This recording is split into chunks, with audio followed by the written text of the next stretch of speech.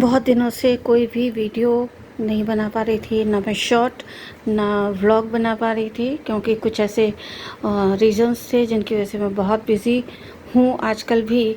और आज मैंने सोचा, क्योंकि बहुत लंबा समय हो चुका है और जितने भी मेरे व्यूअर्स हैं वो इंतज़ार कर रहे होंगे एक अच्छे नए वीडियो का। तो जो काम मेरा अभी अधूरा रहा हुआ था, तो मैंने सोचा कि आज मैं जल्दी से सुबह जल्दी उठकर बहुत सारे काम निपटाए मैंने।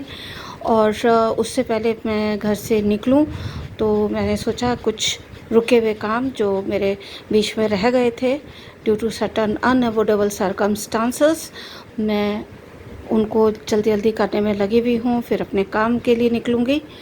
तो सबसे पहले मैंने ये बेडशीट चेंज की, क्योंकि मैं बहुत 2-3 दिन के बाद एक बेडशीट चेंज कर देती हूँ। और हमारा बेड जो है वो साफ़ सुथरा रहना चाहिए। दूसरी चीज़ ये है कि मेरे पास पेट है, तो पेट जो है ये लोग अपने आप ही जगह बना लेते हैं अपने ओनर, अपने मास्टर, अपने मम्मी पापा के पास, कि इनको उनके साथ ही लेटना है, उन्हीं के साथ सोना है। जब मैं आती हूँ तो ये मेरे साथ ही चिपक कर लेटना चाहता है। अभी इस समय इसको गर्मी लग रही है क्योंकि मैंने एसी बंद कर दिया था। और अभी काम करने के लिए मेड आ चुकी हैं, वो यहाँ की सफाई कर चुकी हैं। और यहाँ पर क्योंकि फर्श ठंडा है इसलिए वो लेटा हुआ है, और इसके लिए मैंने अभी एसी ऑन कर दिया है। डस्टिंग कर रही थी तो एक फ़ोटो बेड के पीछे जाके गिर गई है। अब मैं इवनिंग में आके उस फ़ोटो को ठीक पीछे से निकालूंगी, फिर उसको किसी जगह पर प्रॉपर्ली हैंग करूँगी। 5-6 दिन पहले मैंने ये सब ऊपर की डस्टिंग और जालियाँ वगैरह वो सारी चीज़ें मैंने साफ़ की थी। और ये जो काम है ये मेरे पहले वाले पेट का काम है। एक जगह से ज़रा सा ऊपर का सनमाइका के ऊपर प्लाई के ऊपर का निकला हुआ था, तो उसने उसको खेल समझ के यहाँ से निकाल दिया था। तो किसी दिन टाइम लगा तो मैं इसके ऊपर एक वॉलपेपर लगा दूँगी, ताकि इसकी ये जो बदसूरती है, जो ये एक अच्छा नहीं लगता है, उसको मैं ठीक करूँगी। और यहाँ की भी मैंने डस्टिंग करके ये सब चीज़ें ठीक से रखी हैं। और अब इसके बाद मैं अभी, जब तक मेरी जो हेल्पर हैं वो बाकी चीज़ जगह पे पोछा लगा दें वापस से, तो वहाँ पर जाके फिर मैंने एक अलमारी से बेड कवर, बेडशीट्स वगैरह, पिलो कवर्स और बाकी चीज़ें मैंने डाल रखी हुई हैं। प्रॉपर्ली उनको फ़ोल्ड करके रखा हुआ है। उनको अलमारी में दोबारा से रखना है मुझे, जो कि बहुत लंबा लगभग एक महीना के करीब हो गया है मुझे जब मैंने निकाला था। और उसको मैं अंदर नहीं रख पा रही क्योंकि मैं काफ़ी लेट आ पाती हूँ अपने काम से। आज मैंने सोचा है पक्का मैं ये वाला काम पूरा करके ही जाऊंगी, कुछ भी हो जाए। तो अभी बेडरूम का इतना हिस्सा मैंने ठीक कर दिया है, डस्टिंग कर दिया। डस्टिंग के चक्कर में एक जो मेरा पोस्टर था जो बेड के ऊपर मैं लगाती थी, ईश्वर, उसमें लिखा हुआ था कि जब मैं परेशानी के समय में थी तो उस समय मेरे साथ कोई भी नहीं था। तो ईश्वर का कहना था ऐसा नहीं है, ये जो 2 हाथ हैं और 2 हाथों में मैंने तुम्हें उठा रखा था, और ये जो पैरों के निशान हैं वो निशान मेरे हैं। मैं तुमको साथ में लेके चल रहा था और तुम्हें परेशानियों से मैंने पार लगा दिया। अब मेरी बहुत सारी जो इश्यूज़ हैं वो काफ़ी सेटल हो चुके हुए हैं। तो वापस मैं फिर से अपने इस काम की तरफ पूरा ध्यान देने की कोशिश करूँगी, और अच्छे से अच्छा व्लॉग बनाऊँगी, अच्छे से अच्छा गाना गाने की कोशिश करूँगी, क्योंकि गाना भी मेरा बिल्कुल छूट चुका हुआ था। कुछ सिचुएशंस ऐसी थी कि कुछ भी करने का मन नहीं करता था। बड़ी मुश्किल से 3-4 दिन से मैं दोबारा से गाना गाने की कोशिश कर रही हूँ। काफ़ी कुछ मैं वापस उसी रिदम में आने चाहती हूँ जिसमें मैं आ चुकी हुई थी।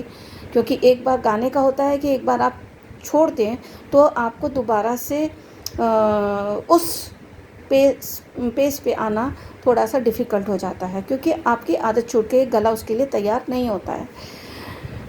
तो अभी मैं इसको यहीं पर छोड़ती हूँ। ये मेरा पार्ट 1 है। पार्ट 2 में मैं अलमारी में बाकी जितने भी बेड स्प्रेड्स हैं, ड्राइंग रूम में स्प्रेड करने वाले जितने भी कप क्लॉथ्स हैं, वो सारी चीज़ें, कुशन कवर्स हैं, वो सब मैं अलमारी में प्लेस करूँगी और मैं आपको बताऊँगी कि प्रॉपरली ऑर्गेनाइज़ कैसे किया जा सकता है अपने घर को, ताकि कोई भी काम करने में हमें आलस ना आए, हम उसको अवॉइड ना करें। कब होता है, हम अवॉइड कब करते हैं? जब हम देखते हैं कि अभी हमने कोई सामान उठाया, उसको वहाँ वापस नहीं रखा, उसको ढूंढते हैं तो 4 चीज़ें हमारी और गिरती हैं, इधर उधर हम उनको स्प्रेड कर देते हैं, और वो जो स्प्रेडिंग होती है दैट इज़ टोटली अनलेस, और उसकी वजह से क्या होता है कि काम हमारा बढ़ता चला जाता है। अभी मैं सिर्फ इतने हिस्से को ही ऑर्गेनाइज़ कर पाई हूँ अपने बेडरूम में। कोशिश मेरी ये है कि अपने वार्डरोब को भी नेक्स्ट मेरा रहेगा, थर्ड मेरा जो पार्ट रहेगा, अपने वार्डरोब को प्रॉपरली ऑर्गेनाइज़ करने का, क्योंकि उसमें से भी बहुत सारे कपड़े ऊपर नीचे हो चुके हैं, क्योंकि जल्दी जल्दी मैं निकलती थी कुछ वजहों से। मेरा बहुत ज़्यादा बिज़ी शेड्यूल रहा है, और अभी भी है, अभी भी मैं बहुत बिज़ी हूँ। फिर भी मैंने सोचा आज मैं ये अपना एक व्लॉग तो एटलीस्ट डाल दूँ, और इसका एक छोटा सा क्लिपिंग बना के मैं शॉर्ट वीडियोस में डालूँगी, ताकि मेरा प्रॉपरली सारी चीज़ें चलनी शुरू हो जाए। Thank you so much viewers, जो कि अभी भी मेरे इस परेशानी में भी आप लोग अभी भी रुके हुए हैं। Subscribers, thank you so much. आपने जो मेरे को सब्सक्राइब किया हुआ है, मैं उसके लिए तहे दिल से धन्यवाद देती हूँ। प्लीज़ और भी लोग मेरे इन व्लॉग्स को देखिए और सब्सक्राइब कीजिए, लाइक कीजिए, कमेंट कीजिए, शेयर कीजिए। और एक चीज़ मैं आखिर में बताना चाहती हूँ, अपनी कैपेबिलिटी को कभी भी अंडर एस्टिमेट मत कीजिए। Every person, every individual who has taken birth on this earth is having special capabilities. हर इंसान के पास वो सब कैपेबिलिटी होती हैं जो कि उसको समय समय पर ज़रूरत पड़ सकती है। ईश्वर ने हमको इतना लायक बनाया है, उस ईश्वर को धन्यवाद देती हूँ जिन्होंने मुझे मेरे परेशानी वाले समय में, मेरे स्ट्रगल वाले समय में मेरे को साथ दिया। उनके आशीर्वाद से मैं बहुत सारे काम कर पाई। मेरे हाथ हमेशा ऊपर ईश्वर के लिए ही उठते हैं। सबसे बड़े वही हमारे जन्मदाता हैं, वही हमें सब कुछ देने वाले हैं। So thank you very much for viewing my vlog. इसको इंटरेस्टिंग बनाने के लिए मैं आगे का सेकंड पार्ट और बनाऊंगी। और यहाँ पर आपको एक टोकरी दिखाई दे रही है, इसमें मेरे ब्रूनो बेबी के बॉल्स रखी हुई हैं।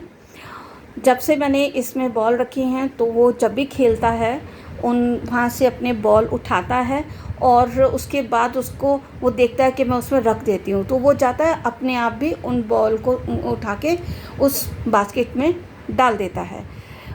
ये लोग बहुत इंटेलिजेंट होते हैं, बहुत अंडरस्टैंडेबल होते हैं, आपके दुख में हमेशा आपके साथ खड़े रहते हैं। मैंने 69 से पेट्स पाले हैं, और मैंने देखा है जब भी कभी कोई मुश्किल समय आया तो पेट्स जो थे वो मेरे साथ रहे हमेशा। अगर मैं रोई तो उन्होंने मेरे गाल से मेरे आंसू पोंछे चाट के। They are very sensitive, they are very very very sensitive, very loyal. इनसे बढ़ के और कोई नहीं हो सकता। इनको सिर्फ प्यार चाहिए होता है, ये किसी चीज़ के लिए आपको परेशान नहीं करते। Thank you very much. फिर मिलती हूँ आप सब से नेक्स्ट पार्ट 2 में। Bye bye.